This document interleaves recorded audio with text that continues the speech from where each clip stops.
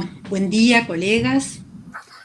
Hoy tengo el gusto de conducir esta actividad con estos eh, colegas y amigos tan grosos, como dicen mis pacientes adolescentes.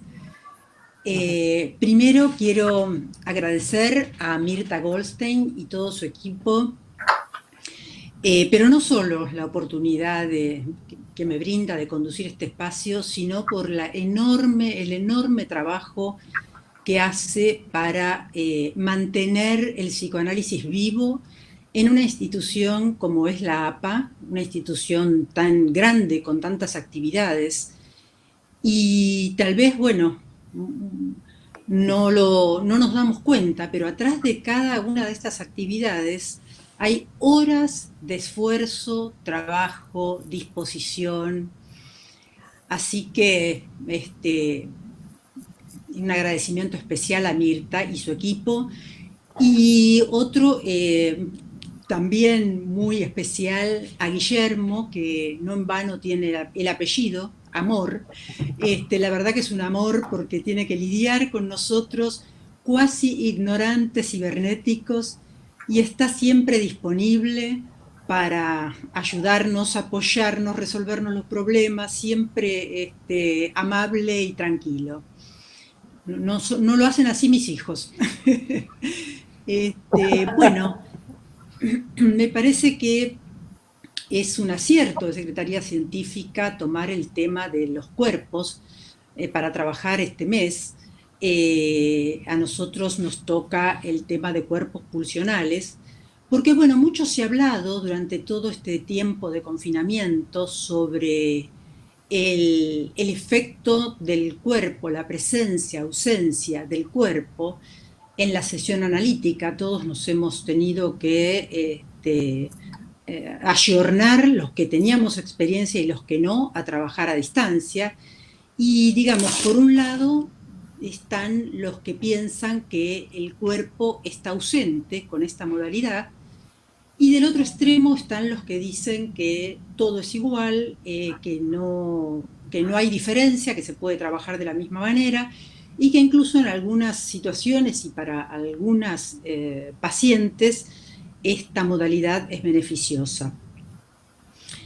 Bueno, les comento cómo nos vamos a organizar. Primero voy a presentar a los panelistas. Luego van a hacer sus presentaciones, que lo vamos a hacer por orden alfabético. Después voy a hacer yo algunas reflexiones, preguntas que me produjeron los textos o las exposiciones para hacer una primera ronda con los panelistas y luego sí pasar a las preguntas del público, de los asistentes, que generalmente son muy, digamos, muy prolíferas y muy abundantes. Tenemos saludos de gente del exterior, lo cual me da mucho gusto. Saludo de gente de Honduras, que son candidatos de ILAP, así que es un gusto que participen. Y bueno, ya en el transcurso de la jornada les voy a ir contando qué otras participaciones tenemos. Bueno, así que primero voy a presentar a Elsa, las voy a hacer por orden de presentación. Elsa es médica, miembro titular de la Asociación Psicoanalítica Argentina y, por supuesto, también de la Asociación Psicoanalítica Internacional. Es ex vicepresidenta de la Asociación Psicoanalítica Argentina y didacta del instituto y formadora de varias generaciones de analistas en la Asociación Psicoanalítica Argentina, en el Instituto Ángel Garma. Es coordinadora del grupo de investigación sobre psicosomática y panelista en numerosos congresos nacionales e internacionales. Autora de numerosos trabajos en diversas lenguas, publicaciones en revistas y libros sobre sexualidad, psicosomática, arte y psicoanálisis. En segundo lugar nos va a hablar Rodolfo Dalvia. Rodolfo es médico psicoanalista, miembro titular en función didacta de la Asociación Psicoanalítica Argentina y de la Asociación Psicoanalítica Internacional. Es exdirector del Departamento de Psicosomática de la Asociación Psicoanalítica Argentina. Es magíster en psicoanálisis, autor de 3 libros: Dolor, un estudio biopsicosocial, que viene muy bien para el tema de hoy; Psicosomática, ida y vuelta; Calidad de vida; y varias publicaciones sobre cuerpo y pulsión, tanto en congresos como en revistas nacionales e internacionales. Y en tercer lugar nos va a hablar Eva Rottenberg. Eva es miembro didacta de la Asociación Psicoanalítica Argentina y de la Asociación Psicoanalítica Internacional también. Es miembro del Instituto de Psicoanálisis Multifamiliar y es también miembro enlace de APA con COWAP. Fundadora del psicoanálisis multifamiliar infanto-juvenil y profesora de posgrado en la Universidad de Buenos Aires.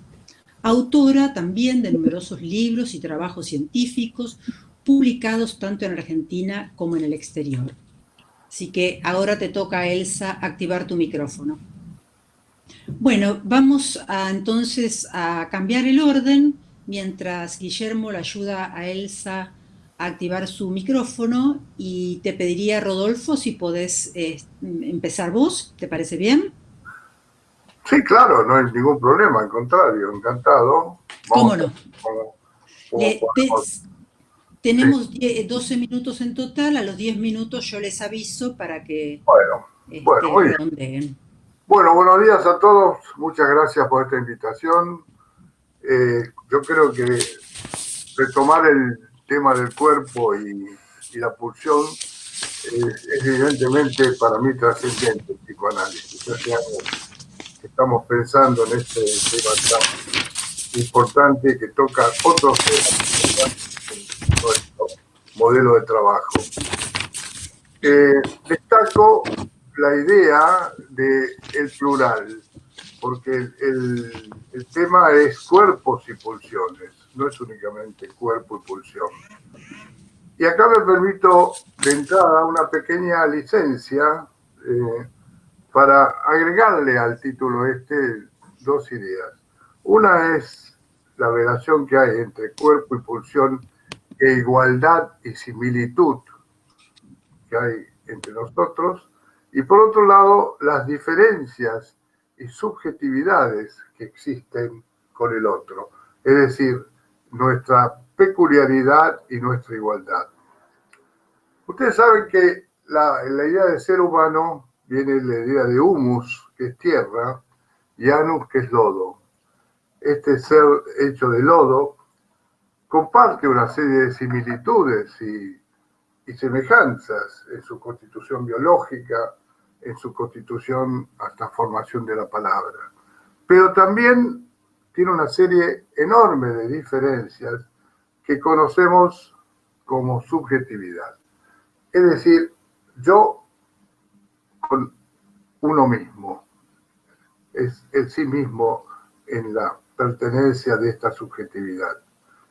¿Qué sería la subjetividad? Bueno, la subjetividad es una unidad indivisible de sentir, de pensar, de renovar experiencias, cómo vivimos en nuestro contexto, nuestro devenir trascendente.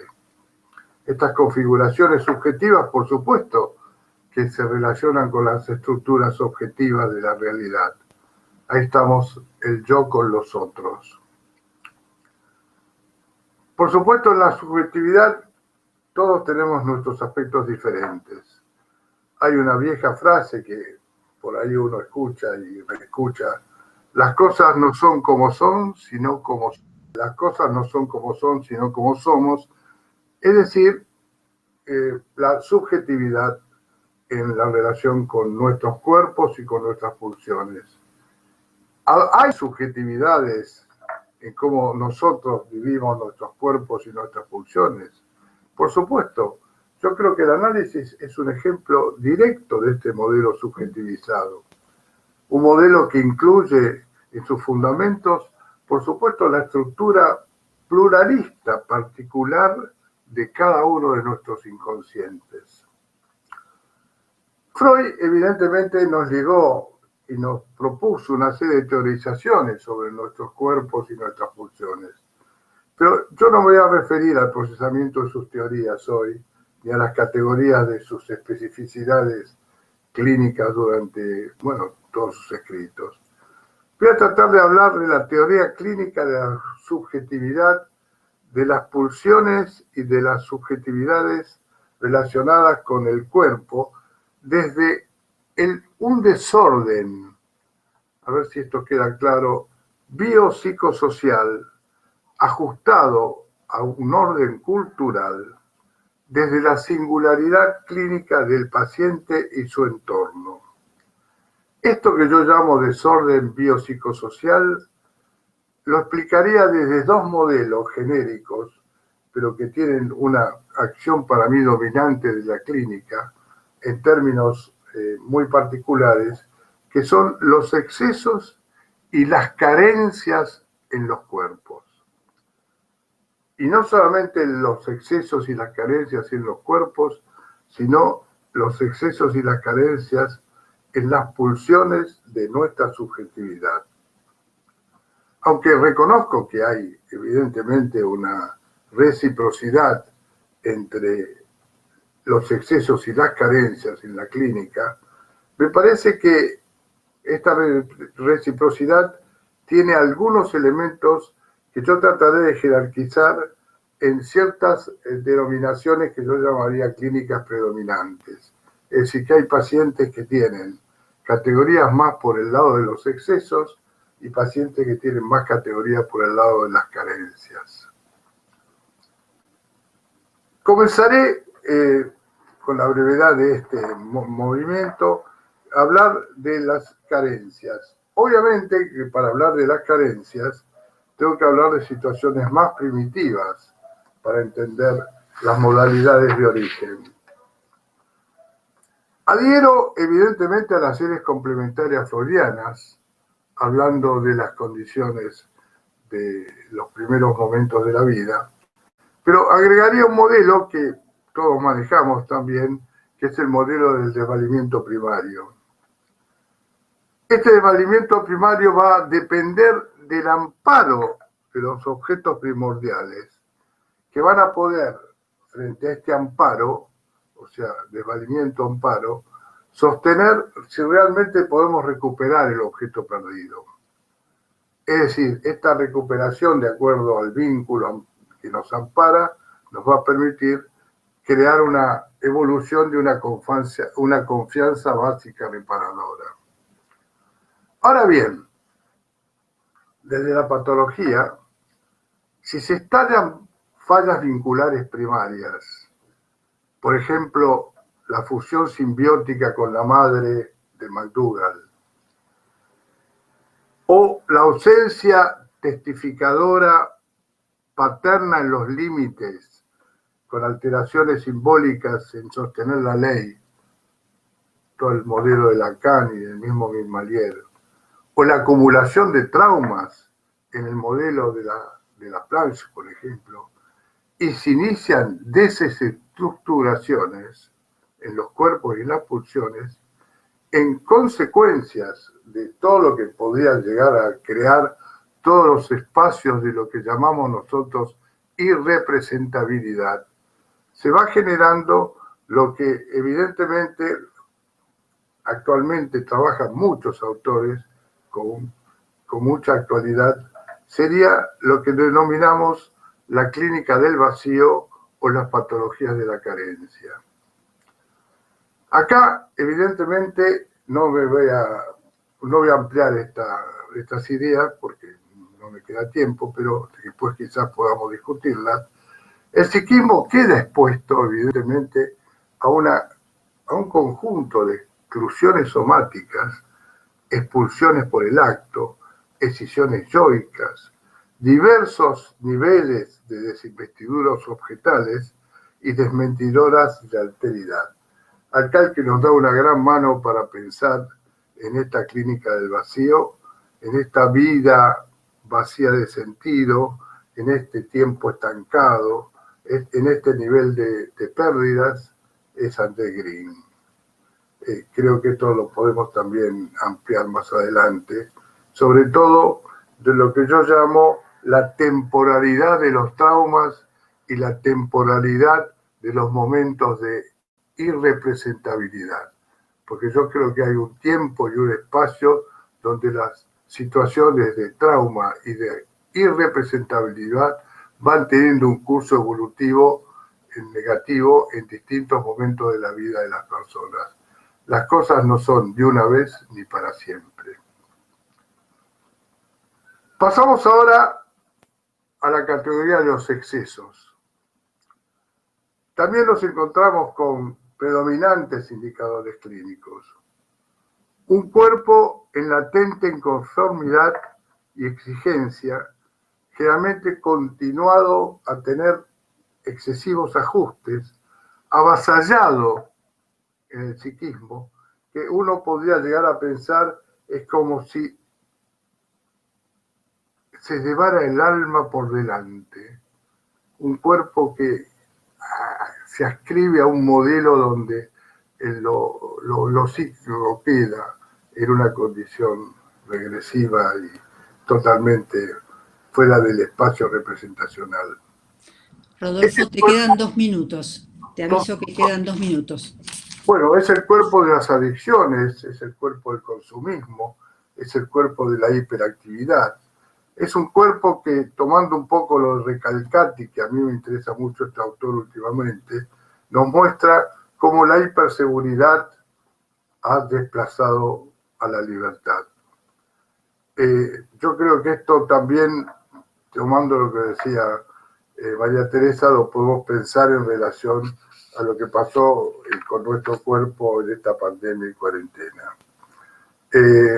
Bueno, en este cuadro de los excesos hay muchos elementos que quizás podemos pensar, pero el cuerpo evidentemente ha perdido la fuerza vital, recreativa, una fuerza vital lúdica, y ha quedado expuesto a modelos sustitutivos y calmatorios que van desde las drogas a la toxicidad laboral.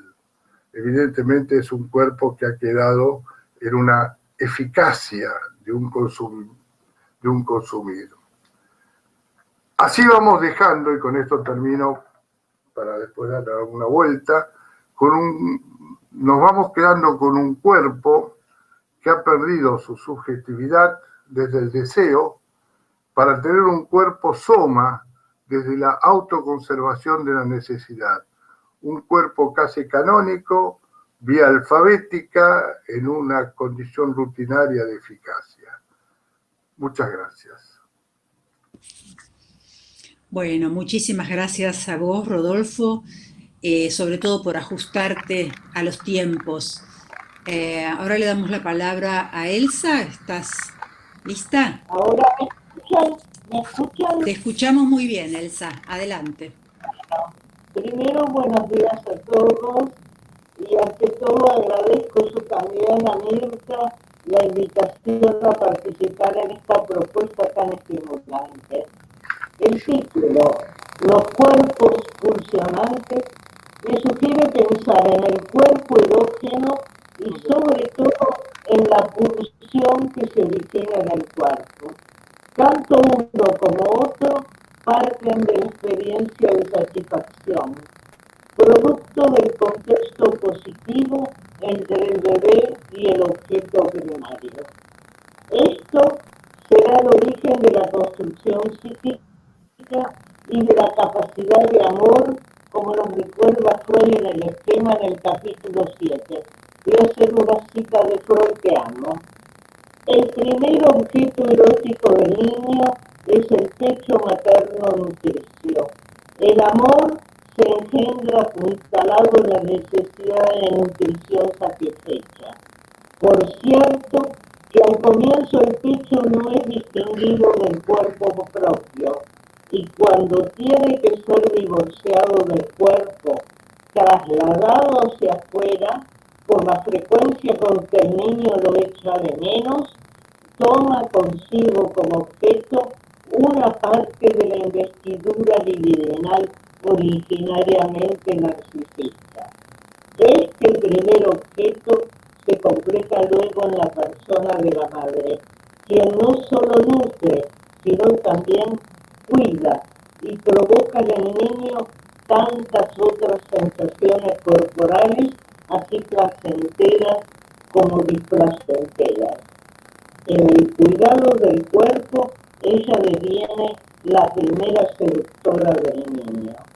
En estas dos relaciones arraiga la significatividad única de la madre, que es incomparable y se fija inmutable para toda la vida como el primero y más intenso objeto de amor, como arquetipo de todos los vínculos posteriores de amor en ambos sexos.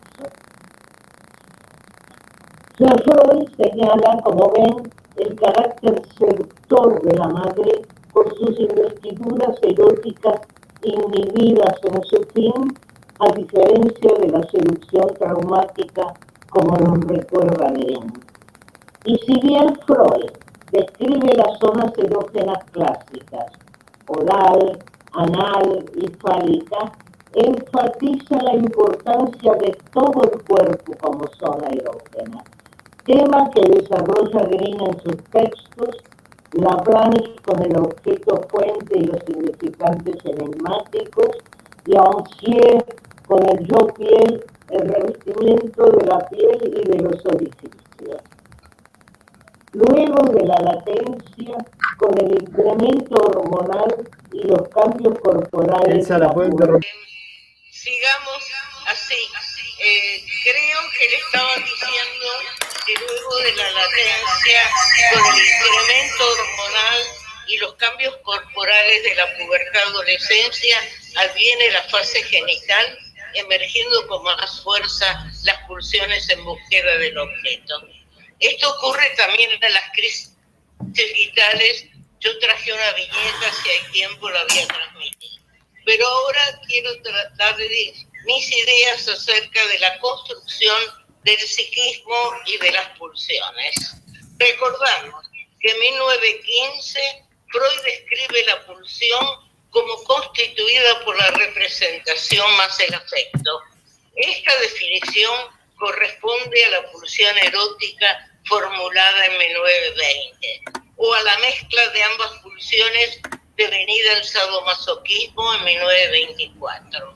En cambio, otra formulación freudiana de pulsión, también de 1915, es planteada como un concepto límite entre psique y soma. Esta definición me interesa para mis ideas. Por mi lado, entiendo que el origen somático de la pulsión está en la percepción de los estímulos internos y externos producto de la relación con el objeto que producen la excitación endosomática y que debe ser traducida para funcionar como pulsión. Y esta, a su vez, se escribirá como representación psíquica de la pulsión, dinámica que prevalece en el campo de la psiconeurosis. En cambio, cuando la excitación endosomática no llega a transformarse, no tiene representación, no logra convertirse en pulsión, no alcanza a ser traducida en representante psíquico, queda entre el soma y la psique, dando lugar a inscripciones primitivas. Este funcionamiento no estructurante puede ser el origen de trastornos somáticos, entre otros. Recordemos que la organización estructurante se origina en la vivencia de satisfacción. Es la necesidad o la pulsión de autoconservación que pone en movimiento este circuito.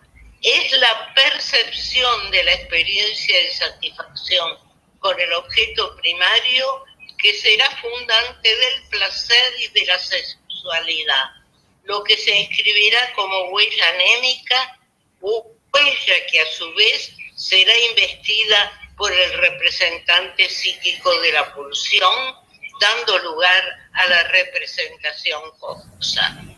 Por apuntalamiento se pone en funcionamiento la pulsión sexual parcial y la estructura del deseo. En cambio, la vivencia de dolor, si no es ligada por el masoquismo guardián de vida, da lugar a desinvestiduras, escisiones y cortocircuitos. Se trata de la excitación endosomática que no tiene tramitación psíquica, que no tiene representación mental, que se inscribe solo como huella sensorial. Se trata del inconsciente propiamente dicho, que nunca fue consciente a diferencia del reprimido. Es el ello de la segunda tópica que Freud dibuja en 1933 como un huevo abierto bajo cierto soma. Considero que este exceso de excitación endosomática sin ligar, sin traducir, es una cantidad que desorganiza, que desobjetaliza. Me hace pensar en la descripción de Green acerca de la pulsión de muerte o pulsión de destrucción. Por otro lado, cuando esa cantidad de excitación endosomática entre soma y psique no logra acceder a su transformación psíquica, da cuenta, a mi entender, de las neurosis actuales, como las formulara Freud. Piensen ustedes en el ataque de pánico que es motivo de consulta, que en realidad es la neurosis de angustia que describió Freud. Esa cantidad no representada, no ligada, desobjetalizada, me parece más cercana a la idea de pulsión de muerte. Pulsión de muerte seguramente algo mezclada, que investirá las huellas presíquicas que producirían la repetición demoníaca, siendo la somatosis uno de sus destinos.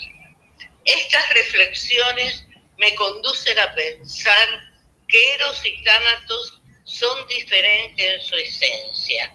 Mientras que Eros es una pulsión organizada, representada en el psiquismo, Tánatos es una cantidad desorganizada, presíquica o en el límite entre el soma y la psique. Una atraviesa las vicisitudes del funcionamiento psiconeurótico, mientras que la otra predomina en los funcionamientos no neuróticos. Y todo esto nos abre el interesante campo del funcionamiento no neurótico y las somatizaciones, donde el soma, o sea, el cuerpo no investido, dramatiza los afectos sin representación que desbordan de la psique, donde se ponen en escena las investiduras de las huellas traumáticas primitivas, sensoriales, no traducidas, que son investidas por la pulsión autodestructiva. Esta es mi idea acerca del fenómeno somático. Bueno, te quedan 2 minutos, Elsa. ¿Me puedo conectar? ¿Cómo? Te quedan 2 minutos, si querés redondear. ¿Me puedo? Ahora cuando termine la presentación, Elsa, yo la vuelvo a reconectar. Y todo sigo. Bueno, entonces, si tengo tiempo, quiero transmitirles una viñeta de María. Era una mujer joven de 35 años, muy linda, elegantísima, que producía un gran impacto estético, casada, 2 hijos, alto nivel económico, psicóloga, pero quería ser escritora. Necesitaba que yo la ayudara a destrabar las inhibiciones que impedían concretar ese anhelo, y además traía una historia pasional.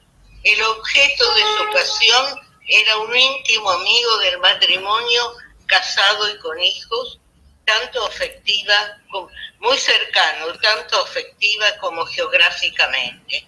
Por otro lado, o por el mismo lado, el marido era muy celoso, y siempre tenía un revólver a mano con motivos racionales. María me transmitía su intenso y urgente deseo sexual hacia este amigo y el de él hacia ella, y al mismo tiempo la imagen de un marido que algo percibía de lo que estaba ocurriendo y lo expresaba en escenas de celos de cierta violencia o enfermándose.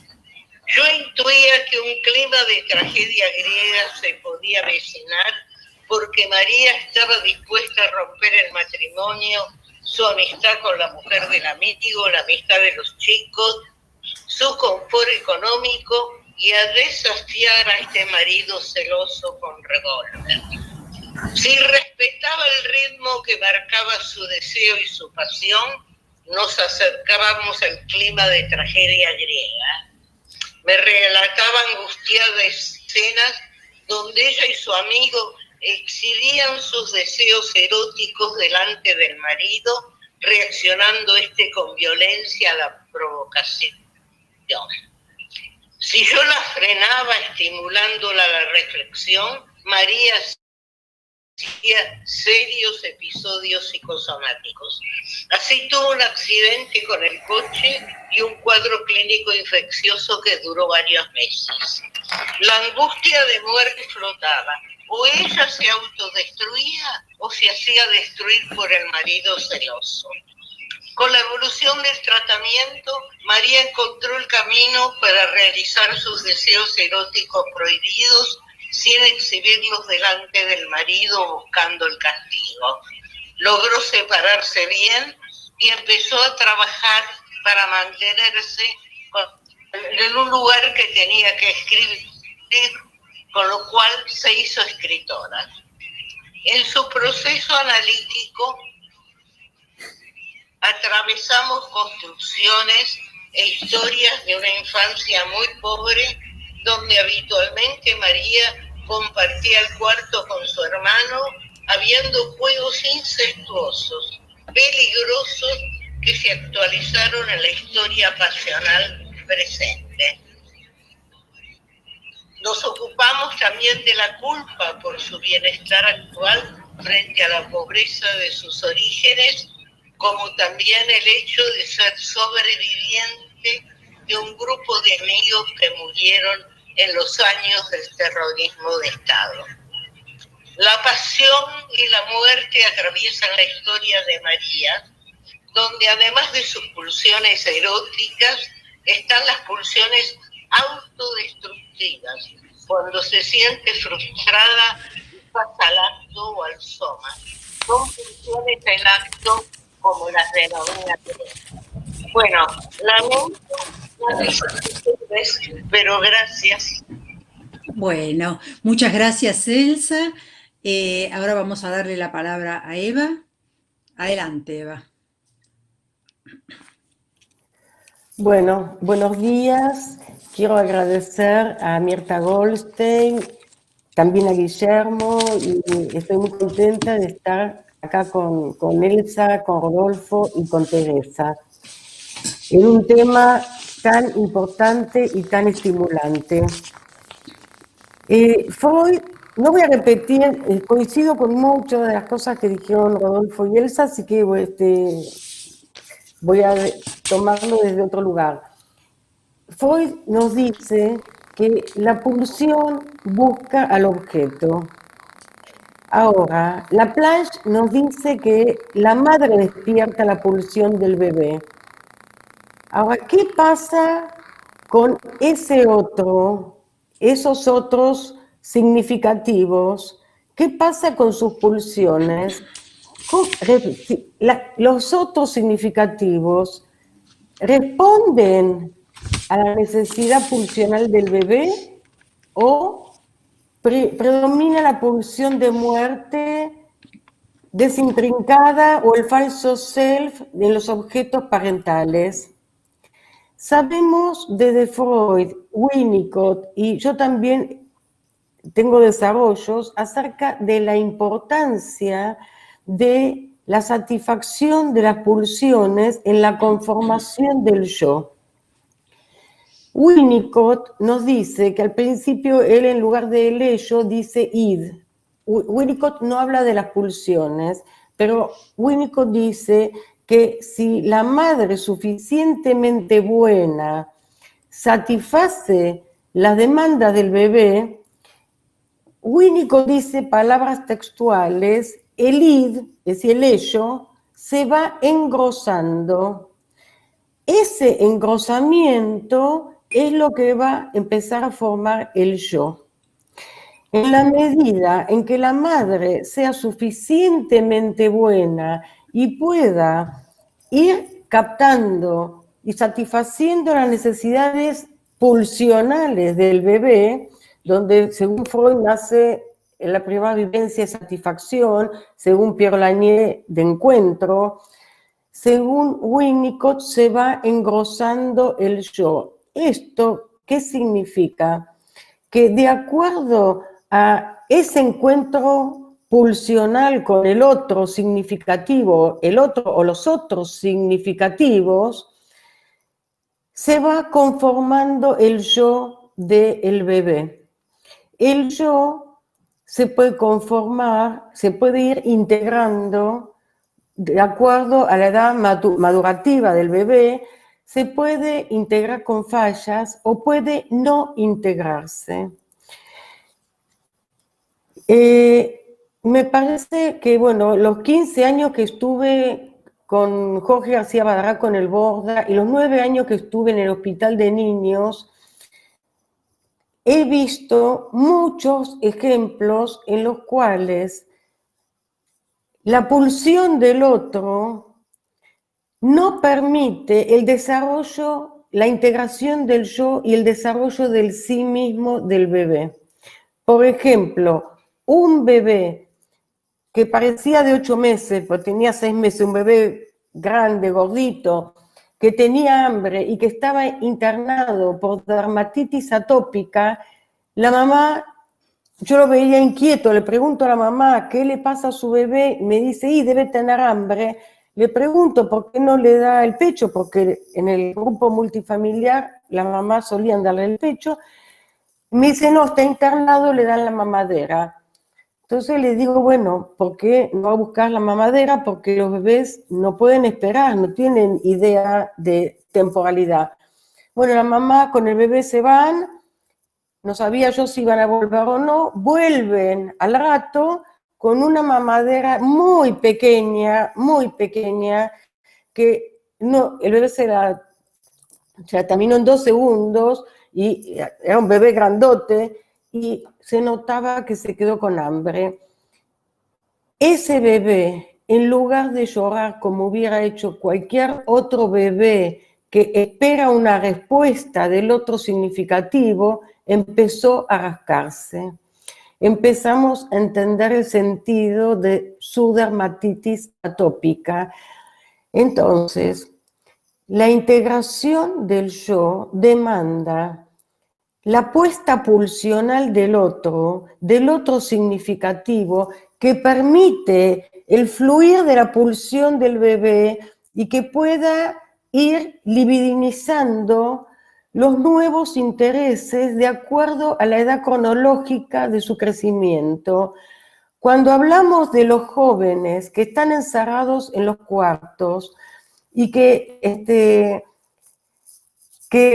atendí varios casos y tengo en este momento también en tratamiento, no empiezan de repente, son jóvenes que no han podido desarrollar recursos yoicos. ¿Por qué? Como dijo Rodolfo, o por exceso pulsional del otro o por carencia pulsional del otro. Es decir, que la pulsión del bebé y la respuesta pulsional del otro están muy ligadas a la conformación del yo con sus recursos. Entonces, los jóvenes que están encerrados, la adolescencia implica una nueva exigencia al yo, una nueva exigencia al sujeto. Y si ese yo no tiene recursos yoicos, no tiene recursos, no puede lidiar con los cambios corporales, con las exigencias de la definición de identidad sexual, la segunda vuelta que viene en la pubertad. No puede elegir una carrera o enfrentar un trabajo. Entonces, se encierran en el cuarto y viven una vida virtual. En otro momento quizás hubieran hecho una alucinación y le hubieran hecho un diagnóstico de psicosis. En este momento, la cuarentena facilita, pero esto viene de mucho antes que la cuarentena, pero ahora la cuarentena es como para muchos padres naturaliza, y bueno, ¿qué van a hacer? Están aburridos, están con internet, pero esto tiene que ver con la falta de recursos yoicos. Es como si pensáramos en una tortuga sin caparazón. No pueden salir al mundo porque no pueden enfrentar ni el yo no puede dominar la propia pulsión, ni el super yo, ni la realidad externa. Entonces, en los juegos, en internet, son los campeones, se sienten útiles, pueden tener novias virtuales, tienen una vida paralela virtual. Entonces, quiero enfatizar lo que el psicoanálisis dice hace mucho y que la neurociencia lo afirma hoy en día, que sin un vínculo significativo no se producen sinapsis neuronales, es decir, la importancia del encuentro afectivo para que la pulsión no quede fijada o no quede anulado. Y ese bebé que yo les conté con dermatitis atópica, la mamá volvió 6 años después diciendo: ya tengo un diagnóstico, mi hijo tiene retraso mental, sin darse cuenta que la falta de investidura materna, porque no reaccionaba frente a la demanda de su hijo, no lo registraba, es lo que produjo ese retraso madurativo.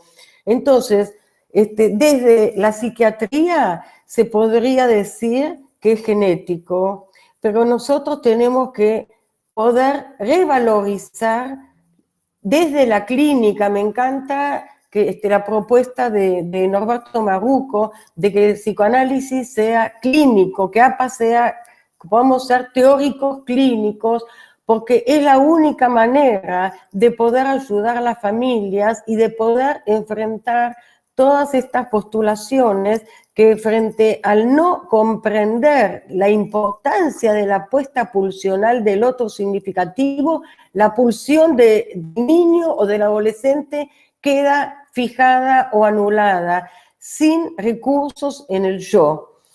Entonces, creo que el tema de la pulsión de muerte, como la entiende Green, la desinvestidura o la sobreinvestidura, esos padres, mamás que sobreprotegen y que anulan la potencialidad del niño y del adolescente, no se dan cuenta que están anulando los recursos yoicos y que esto también es pulsión de muerte.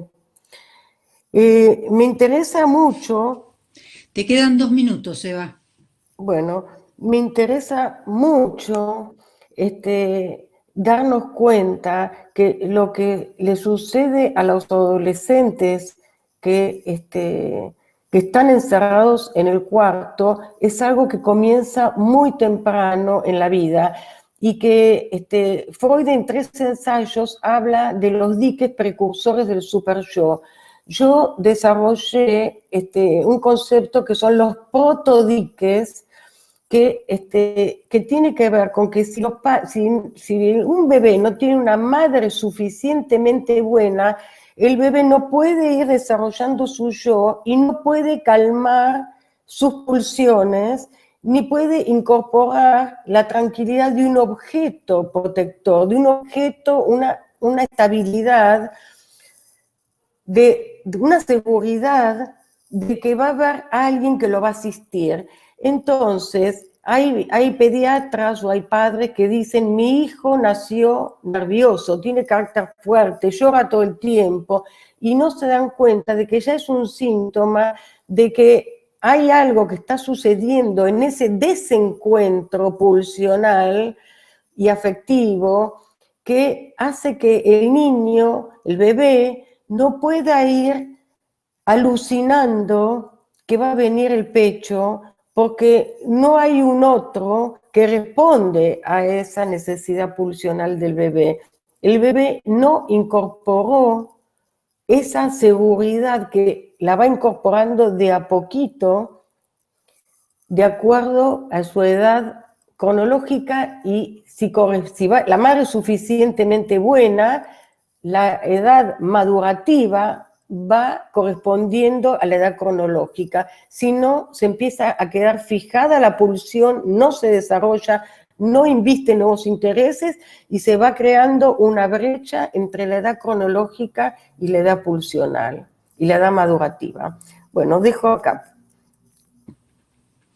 Bueno, muchísimas gracias, Eva, por ajustarte también a los tiempos. Les cuento que tenemos saludos desde Mendoza, Tucumán, Valencia, Chubut, Córdoba, Guatemala, México, bueno, de muchos lugares más que me están llegando gracias a la colaboración de Estela Alan y Alicia García Pena, que están trabajando a full con las preguntas. Bueno, después de estas 3 magníficas exposiciones, que las dificultades tecnológicas no las han enturbiado, porque hemos escuchado con mucha atención, quería, bueno, hacer algunas reflexiones, comentarios, un poco para ponerle más pimienta a la jornada y hacer una primera ronda de preguntas.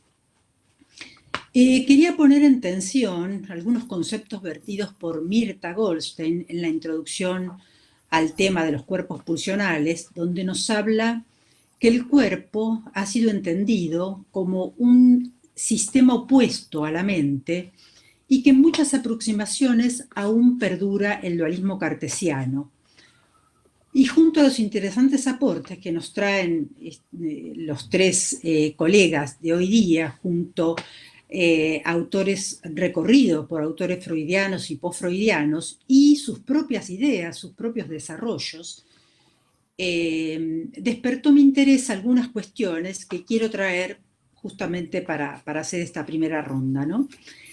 Siempre pienso que la amplitud de los conocimientos es tan inabarcable que cada vez se ha hecho más necesario separar para comprender.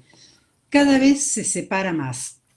Pero esto, que puede y que es muy útil para profundizar en la profundidad del conocimiento de cada disciplina, nos ha llevado cada vez más a disociar la mente del cuerpo. Y esto es un problema, porque este es un mecanismo muy antiguo que el hombre descubrió en su devenir como un mecanismo de defensa, de disociar la mente del cuerpo. Y bueno, un poco esta es una cuestión que también me gustaría ver qué piensan y cómo superar estos déficits de la formación frente a nuestros pacientes, porque, bueno, cada cual, como decía antes, ve por el agujerito de su especialidad. Si bien recurrimos a conceptos fundamentales de la teoría freudiana, como son las series complementarias, tengo la impresión que el dualismo cartesiano nos habita también a nosotros psicoanalistas. Si agregamos a estos conceptos el de series complementarias, la noción de pensamiento complejo, en el cual el todo es mucho más que la suma de las partes, porque cada parte actúa y modifica sobre la otra, produciendo complejidad. En este sentido, me gustaría preguntarle, en estos tiempos de pandemia, confinamientos y aislamiento social, ¿qué efecto creen ustedes que puede provocar en los cuerpos complementarios y complejos? Y aprovechando que los 3 tienen un amplio recorrido en niñez y adolescencia, me gustaría conocer sus ideas hipótesis, podríamos decir, porque, digamos, esto lo vamos a ver en la posteriori, las consecuencias, pero de todos modos me parece importante pensar sobre cómo puede impactar en la subjetividad, sobre todo de los niños pequeños, el tema del aislamiento, el uso de las pantallas para relacionarse con sus otros significativos, ya sean tíos, abuelos, educadores. Tomando los conceptos que nos han traído de pulsión como frontera, barrera entre lo psíquico y lo somático, y el encuentro y desencuentro del infans con sus primeros objetos de amor, lo que va a dejar marcas y fijaciones en su estructura psíquica, también me vienen a la mente algunos relatos analizando con pacientitos pequeños y también de pacientes adultos que traen relatos sobre su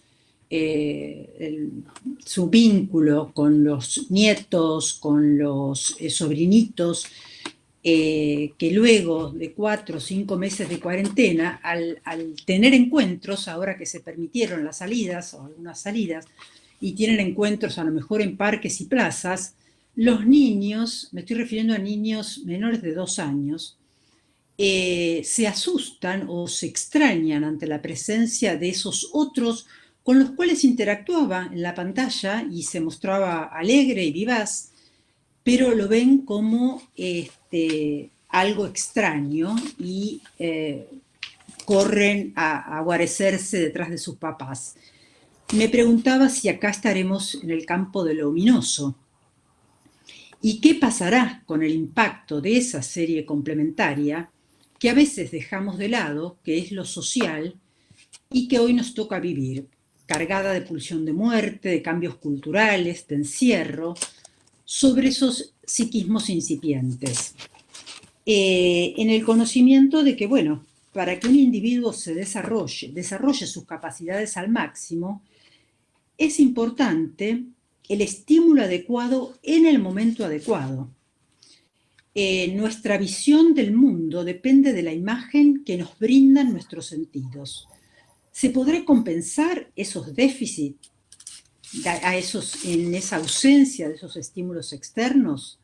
Bueno, sé que estamos en el campo de las hipótesis, pero poder pensar en teorías del desarrollo psíquico temprano también nos puede ser de utilidad para hacer prevención. Me vienen a la mente las palabras de mi maestra en el psicoanálisis de niños, Susana Lustig de Ferrer, quien decía que el psicoanálisis tiene que ser una teoría y un método para ayudar a lidiar con el sufrimiento humano, pero también para prevenir el sufrimiento.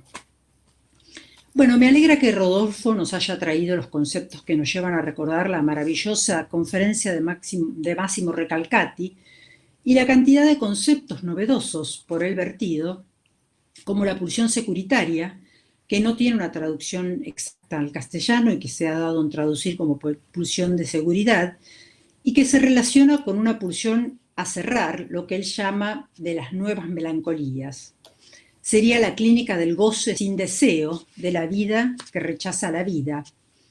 Y Recalcati lo señala como una nueva pulsión. Esto lo relaciono con las ideas de Elsa, de un cuerpo en latente inconformidad y exigencias continuas de ajustes, avasallado que irrumpe en el psiquismo como si se llevara el alma por delante, y también lo que nos trae Eva y Rodolfo. Entonces quería saber qué piensan en cuanto a que si es el cuerpo que irrumpe en el psiquismo o son los déficits del psiquismo como mecanismo regulador, mediatizador, que dejan al individuo más expuesto a la irrupción del soma, debido a que ese encuentro de la pulsión con el otro lo ha dejado más expuesto a los factores constitucionales, como nos decía Freud en el sepultamiento del complejo de Edipo. Cito a Freud: es interesante ver cómo ciertos daños accidentales sacan partido de la disposición orgánica. Y por último, una mención a lo que traía Eva de las neurociencias. Me gustaría si lo podés ampliar un poquito más en cuanto a la estimulación de las sinapsis neuronales que promueve la vincularidad, si te estás refiriendo a los fenómenos de epigénesis o a la plasticidad neuronal. Bueno, como vos sabés y todos saben, este es un tema que yo vengo siguiendo, el de las neurociencias, y que me interesa mucho porque creo que las neurociencias y el psicoanálisis, así como la filosofía, las ciencias sociales, son un ejemplo de pensamiento complejo.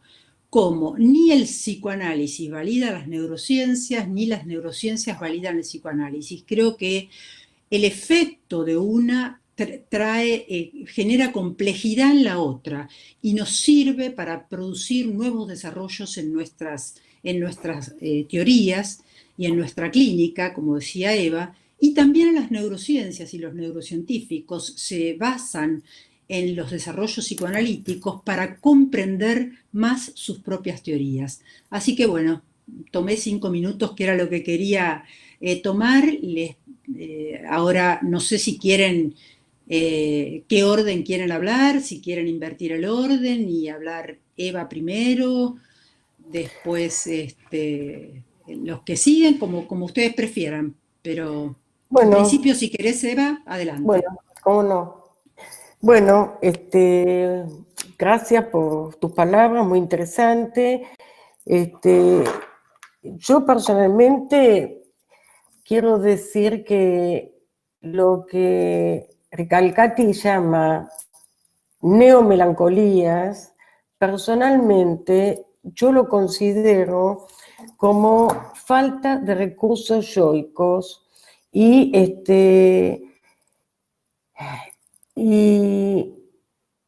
yo no diría que hay una falta de deseo, porque no son muchachos que se suicidan, por lo menos los que estoy atendiendo yo, son gravísimos, no salen del cuarto, pero tienen su mundo virtual como si vivieran en una alucinación.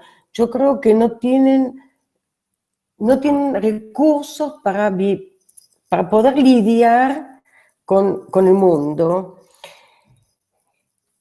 Cuando empiezan a mejorar, empiezan a reclamarle a los padres, empiezan a poder hacerles una demanda, acusándolos, haciéndolos sentir culpables, que sienten que no tienen recursos yoicos por culpa de ellos. En la melancolía, que bueno, Recalcati dice que es una neomelancolía porque el yo no se autoculpa, pero sabemos que en la melancolía el yo sí se culpabiliza. En estos jóvenes, cuando empiezan a mejorar, empiezan a culpabilizar a los padres porque los hacen responsables de justamente de no sentirse con recursos para salir al mundo. Yo creo que sí, que en cuanto a la neurociencia me refiero a la epigénesis, y en el hospital de niños veíamos, yo estuve 9 años en el centro de dermatología pediátrica, y veíamos que las patologías genéticas tampoco se activaban si no era por la epigénesis, si no era por el medio ambiente. Entonces, creo que tenemos que valorar, porque lo que yo me di cuenta, parece absurdo, pero me di cuenta que ni los pediatras, pero tampoco los terapeutas entendían bien qué era eso de lo emocional de la psicosomática, cómo actuaba lo emocional en la psicosomática. Entonces mandaban a los niños a salud mental y a los padres o nos atendían por separado, sin ver cómo ese juego, esa intervención, esa puesta pulsional era carente o excesiva.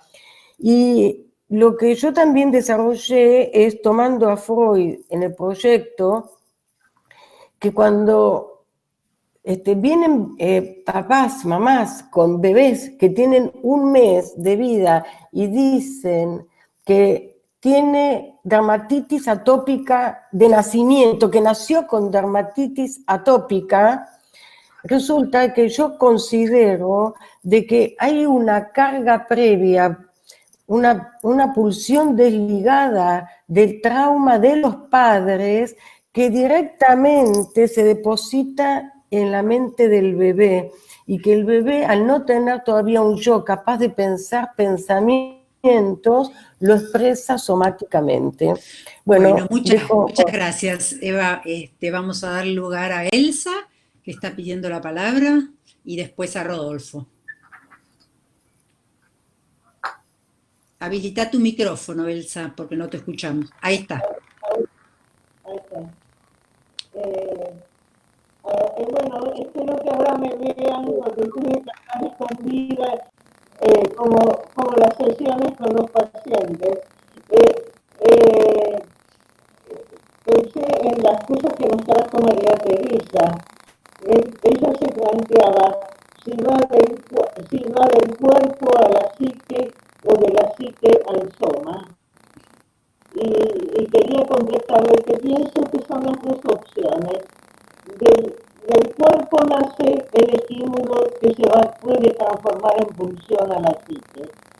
Y de la psique, cuando está desbordada de emociones, cuando no puede elaborar y procesar todo, por eso hay situaciones traumatógenas como la pandemia actual, el confinamiento, pasa al soma, digamos, es al revés, digamos. Son circuitos entre uno y otro. Luego, lo de la pandemia y el confinamiento, con vos traes los ejemplos de pacientitos o de que te trajeron, yo creo que la pandemia y el confinamiento son traumatógenos. Y de acuerdo a la serie complementaria que entre ellos está incluido la edad, entre otros, va o no a tener secuelas o no en una persona, en un niño, en un adolescente o en un adulto. Pero una de las cosas que he visto yo en mi trabajo y con el grupo de investigación es que abre traumas anteriores. Que cuando la situación se vuelve traumática, se abre, es como el segundo tiempo de un trauma y pone en funcionamiento el trauma. Y que es una de las cosas que aparecen en este momento, digamos, cuando los pacientes solicitan ayuda. Bueno, por ahora nada más. Bueno, muchas gracias, Elsa. Si podés silenciar tu micrófono porque tu computadora está haciendo un poquito de ruido. Rodolfo, adelante. Bueno, voy a tomar algunos elementos de lo que dijeron las colegas y lo que dijiste vos, María Teresa. Voy a pasarme desde un Shakespeare a un Maugham. Shakespeare decía en uno de sus sonetos: si la torpe sustancia de la carne se transformara en pensamiento. Me parece que eso tiene una actualidad importante, pero para ayudarlo a Shakespeare tendríamos que usar a Maugham, porque Maugham tiene 3 movimientos, que es lo que vos traías en una parte, que son 3 niveles en el entendimiento de la integración de modelos. El primer movimiento de Maugham es: la parte está en el todo y el todo está en la parte. El segundo movimiento de Maugham es lo que se llama la recursividad, es decir, que la causa produce un efecto y el efecto produce una causa. Y el tercer movimiento de Maugham es la complementariedad y en la contrapartida el antagonismo. Y acá me parece muy importante, tomando un poco los 2 casos clínicos, un elemento que está dentro de esta situación compleja, donde podemos integrar algunos elementos que me parece que para ello tendríamos que recurrir a primitivos, yo diría modelos de defensa, porque no llegan a ser mecanismos que permitan esa integración, como decía Eva, de la falta de recursos yoicos. Entre paréntesis, estudiando el yo en Freud, hay 11 yo en Freud. O sea que cuando hablamos de recursos yoicos, tendríamos que ver a qué recursos, como hay 5 o 6 modelos de trauma en Freud. Pero quiero referirme a esta clínica que me parece muy importante. Esta madre pequeña, esta mamadera pequeña, de la que nos habló Eva, que termina generando una potencialidad, vamos a llamarla de un mecanismo con un poco de tolerancia, de defensa, donde aparece la calmación por vía del contacto en esta dermatitis autoerótica de la atopía. Lo mismo pasa en la paciente de Elsa, que termina con una realmente infección, que no sabemos qué tipo de infección fue, pero vamos a suponerla que tuvo que ver con algo del famoso yo piel. En estas condiciones, los mecanismos de defensa o los modelos de defensa, yo quiero rescatar dos que me parece muy importante que van más allá de los elementos represivos. Uno es la transformación en lo contrario y el otro es la vuelta contra sí mismo. En la transformación en lo contrario aparece la condición que en alguna pregunta yo vi por ahí que tiene que ver con la transformación del amor en odio. Y ahí entra todo el nivel del narcisismo. Y el otro elemento es la condición de la autoagresión que hay en todos estos mecanismos muy primitivos, donde la vuelta contra sí mismo, evidentemente que es uno de los mecanismos quizás destacados hoy en día por la psicosomática francesa, que no hablan tanto, y traen la pulsión de muerte, por supuesto, pero traen todo un elemento basado en el campo de la autoagresión, donde ahí me parece que es muy importante la condición de estos mecanismos primitivos o de estos modelos primitivos, muy primitivos, donde las condiciones de este pensamiento complejo en la integración de las transformaciones del cuerpo en la psiquis, como yo decía en parte de mi presentación, que parece que el cuerpo se hubiera llevado delante el alma, ¿no? Y esto yo creo que tiene que ver con este impacto de la pandemia, donde, bueno, en otro momento quizás podamos darle una vuelta, donde estaría esta especie de angustia, de realidad hiperrealista, donde evidentemente se categoriza una especie de demanda, donde el individuo termina sin poder integrar parte de su vida, como no puede integrar, en lugar de ponerle la famosa frase esta de salud o economía, tendríamos que poner la palabra y, como para crear integración, que es lo que en muchos niveles de nuestra vida falta, ¿no?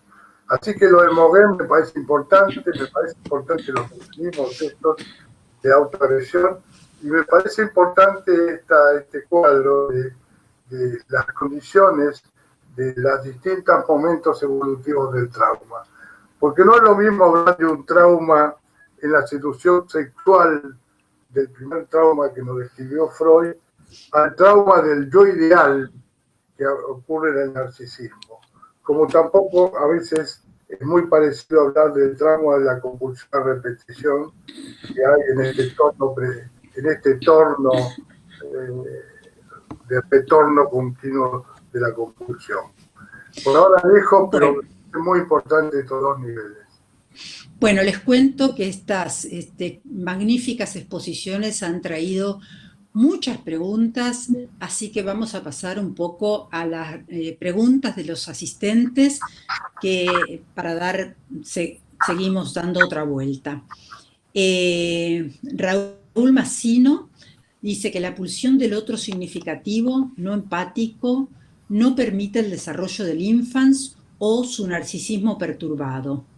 Steven dice que ha habido en Occidente, desde Platón a los cristianos, una suerte de renuncia al cuerpo, denunciado por Nietzsche y los despreciadores del cuerpo. Desde el budismo parece que el vacío del cuerpo es una especie de paso hacia la liberación, el vacío como la totalidad de la experiencia. Sarita Arbisser nos dice que siguiendo lo expuesto por Rodolfo,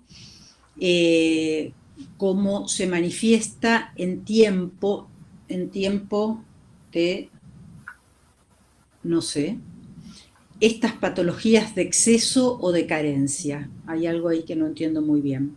Tiempo de la irrepresentabilidad se da del trauma. Puede ser. En las patologías de exceso se refiere. Claro. Azucena Tramontano nos dice, en el caso de las somatizaciones, los puntos de fijación incluyen Edipo temprano al estilo de Melanie Klein. Isabel Eckel, bueno, felicitaciones a los tres, todos hacen felicitaciones. Se destaca la importancia del objeto en la construcción del psiquismo del infans y las perturbaciones que trae la carencia y o el exceso en dicha construcción, que es lo que vemos luego en la clínica, términos de trastornos como somatosis o descargas en el mundo externo. Silvia Soriano nos habla de la importancia de la relación pulsión-objeto y sus efectos en la constitución del psiquismo en un vínculo intrapsíquico e intersubjetivo. Yo pararía acá para que den una primera vuelta y luego seguimos con las preguntas. ¿Quién quiere empezar? Elsa, tenés silenciado el micrófono. Sí. Quiero decir algo que es muy importante en mi formulación. Funcionamiento psíquico. El funcionamiento del Edipo con el aparato psíquico estructurado y el funcionamiento somático que es el no neurótico. Y que cuando hay una pregunta ahí, si incluiría el Edipo temprano de Klein, creo que si uno incluye el Edipo de Klein, indudablemente, es decir, de incluir el edípico es un funcionamiento, digamos, de la psique. Pero el otro funcionamiento es el que no ha tenido traducción psíquica todavía, que queda solo como huella sensorial que se puede descargar, digamos, y que puede aparecer en las actividades autodestructivas, justamente eso es lo que marcaba, que para mí es muy importante. O sea, existen en todos nosotros dos funcionamientos, el psiconeurótico, el del Edipo, y uno no neurótico que aparece en las somatizaciones, pero también en el acto o en la alucinación en personas no psicóticas. Eso me parece muy importante aclararlo, digamos, no sé si se defendía. Por ejemplo, el caso clínico que yo traje, la paciente estaba dominada por el Edipo, digamos, y por el erotismo y la sexualidad. Pero cuando se le frenaba la descarga, digamos, aparecía la somatización, o el acto, digamos, el accidente de coche o la enfermedad, digamos, que es el otro funcionamiento. Justamente que todos tenemos en grado menor o mayor. O sea, no es que existen pacientes psicosomáticos o pacientes neuróticos. Todos tenemos todos, uno un poco más o un poco menos. Yo creo que eso también es una cosa importante que quería transmitir. Perfecto, Elsa, muchas gracias. ¿Quién quiere responder? ¿Eva o Rodolfo? Bueno, yo estaba anotando un poquito aparte de las preguntas, voy a tomar algunas porque con respecto a, creo que era Sarita Sussman, ¿no? Con respecto al tiempo y al tiempo de los excesos, ¿no?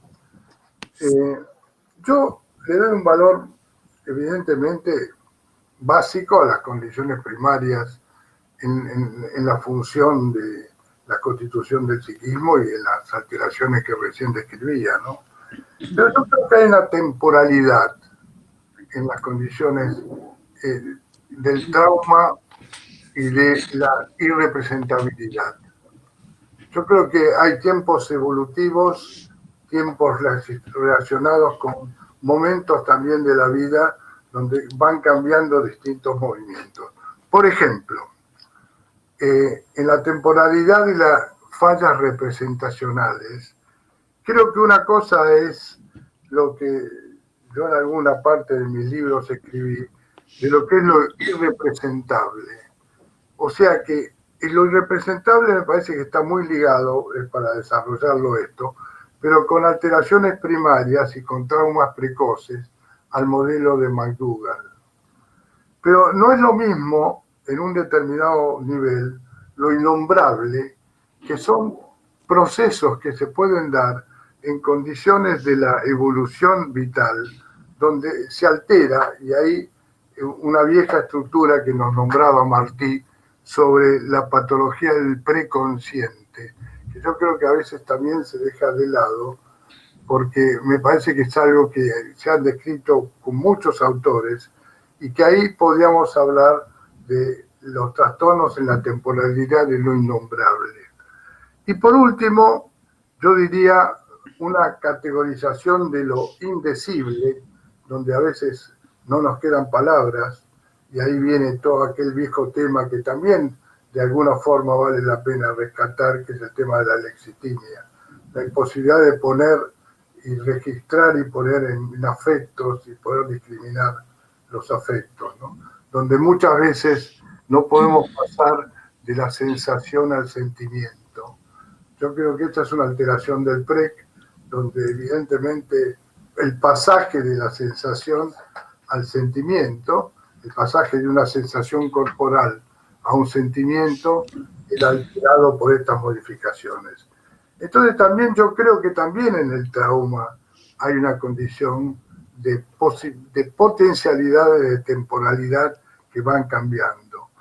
Y el exceso, bueno, el exceso, yo tenía 2 pacientes, por supuesto, es muy largo hablar de ellos ahora, pero donde aparece esta pasión por el exceso, este goce asexuado del consumismo, este valor del goce que supera el valor del uso de la vida, donde yo creo que el valor del goce supera el valor del uso y se pierde el objeto adecuado, creándose el fatalismo de los objetos fetiche. Así que me parece que este tema del exceso es muy importante.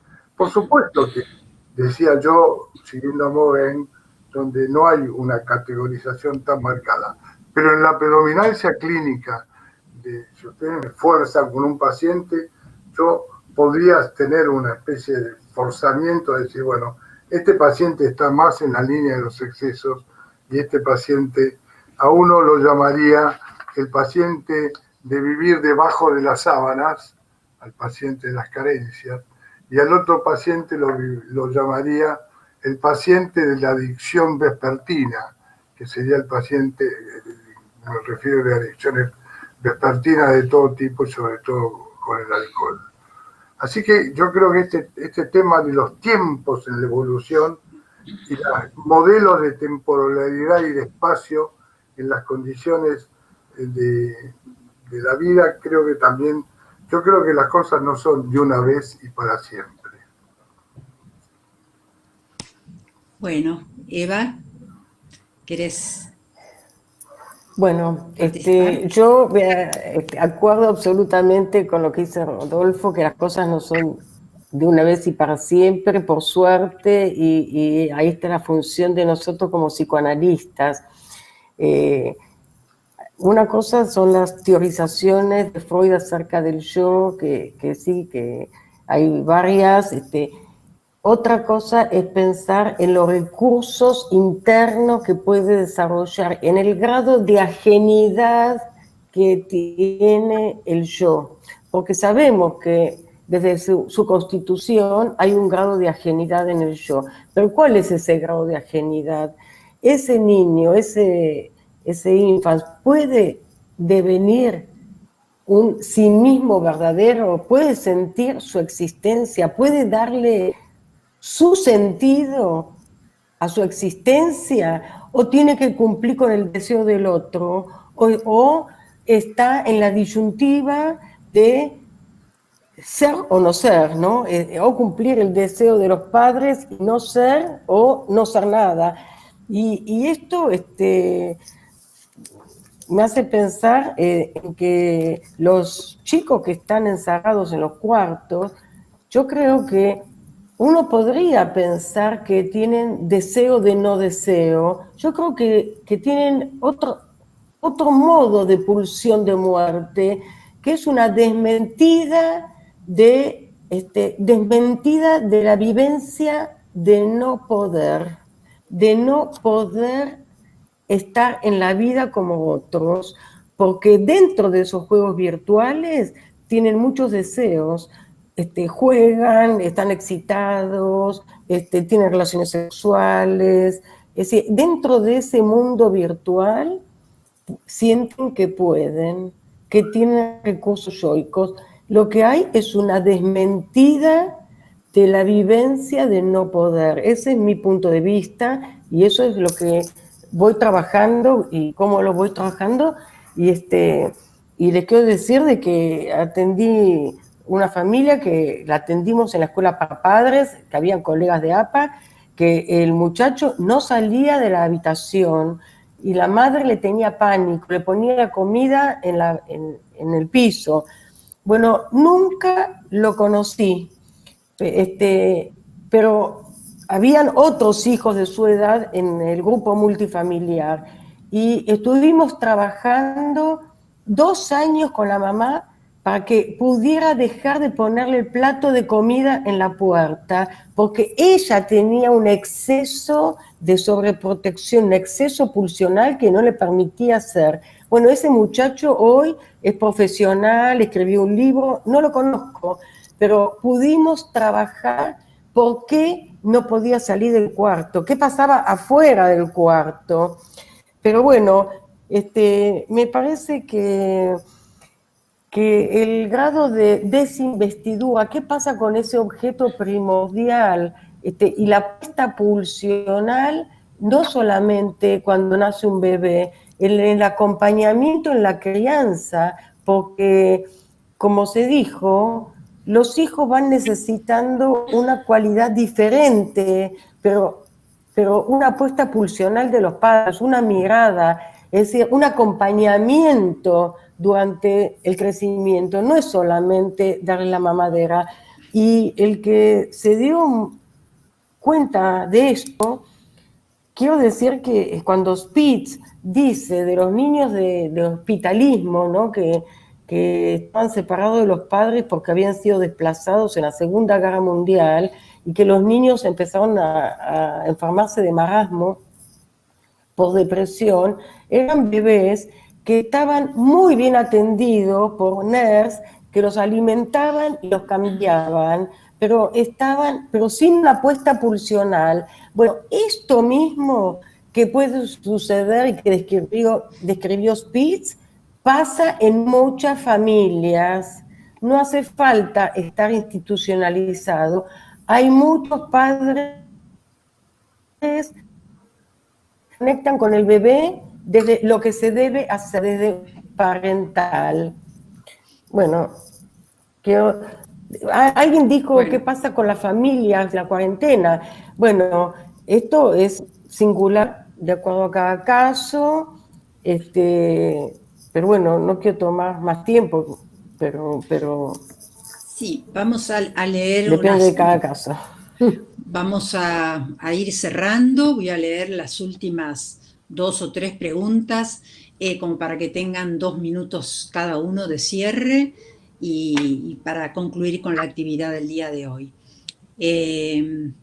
Bueno, Carolina Longas pregunta cómo pensar la situación de encuentro en las filas en aislamiento.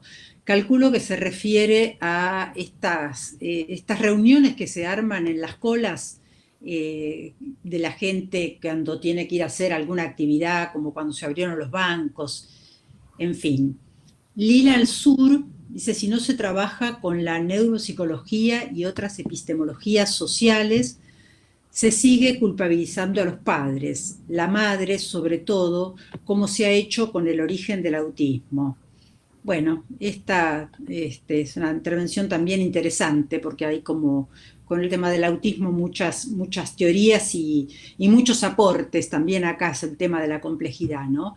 Bueno, después también en general hay felicitaciones, agradecimientos, aportes,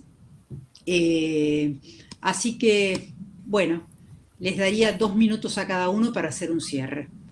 Yo quiero Sí, decir solamente que la gente que trabaja conmigo sabe que nunca culpabilizo a los padres. No sé. Han estado hablando recién, ¿puedo hablar? ¿Quieres hablar, Elsa? Habla Elsa primero. Habla. Sí, quiero decir algo en relación a la pandemia y al confinamiento, que me parece que todas estas funciones que estamos viendo necesitan su descarga directa o sublimada. Cuando está frenada la descarga directa o sublimada, los deseos amorosos, eróticos, sexuales, etcétera, eso se ve en el material clínico, digamos, que traje yo, aparece el tema de la frustración y la violencia.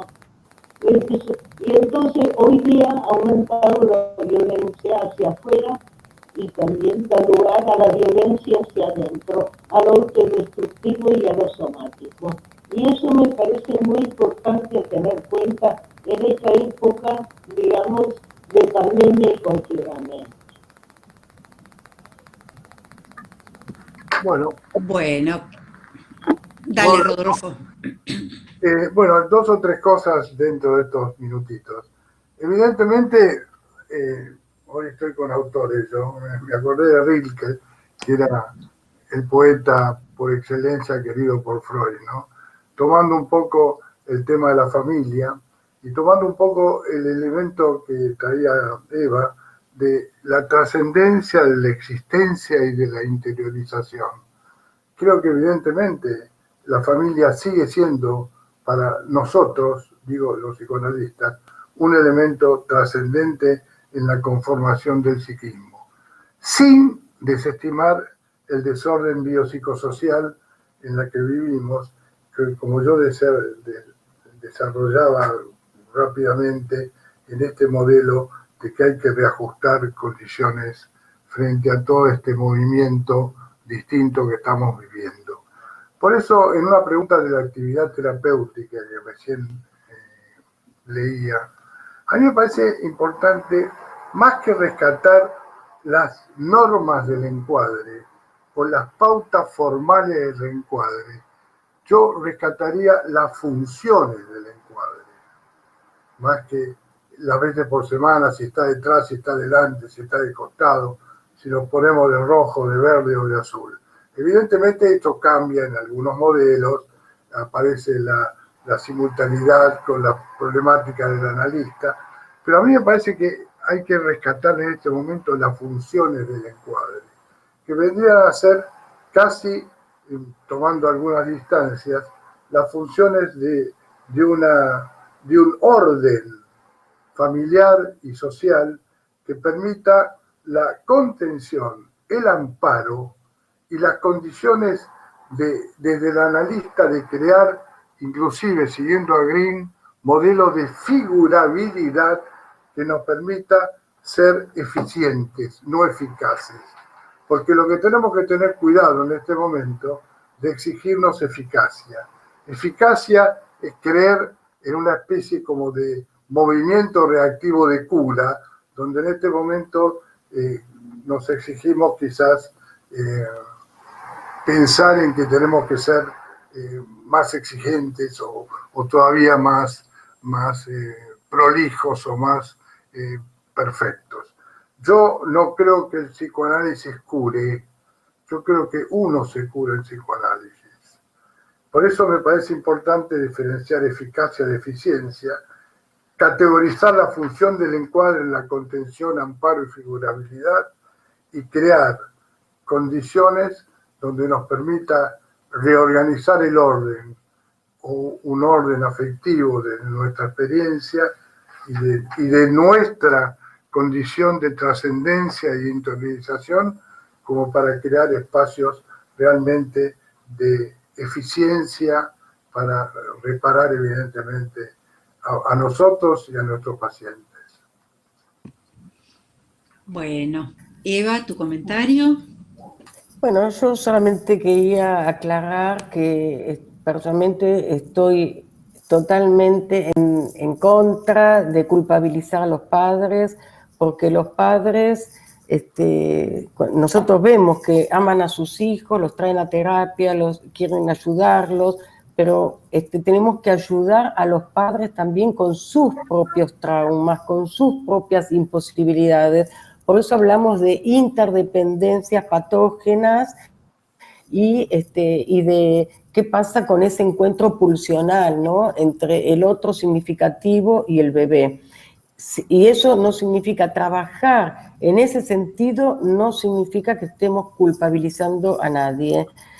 Yo creo que se hace mucho daño cuando se toma como que el adulto nació primero y es responsable, entonces el adulto es el culpable. Creo que se hace mucho daño y que vamos por mal camino en ese sentido.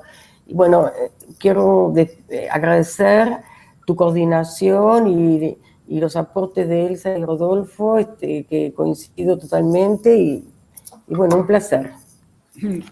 Bueno, la verdad que hemos tenido una mañana muy rica, muy fructífera, llena de buenos conceptos, buenas preguntas de la audiencia, que les agradecen mucho las participaciones, sobre todo las viñetas clínicas que han sido muy ejemplificadoras. Y yo le quiero agradecer y volver a agradecer especialmente a Estela Alan y Alicia García Pena, que yo soy la cara visible, pero ellas están ahí ayudándome todo el tiempo con esta conducción. Así que, bueno, nuevamente, muchísimas gracias a los tres. Gracias a vos. Bueno. Hasta luego.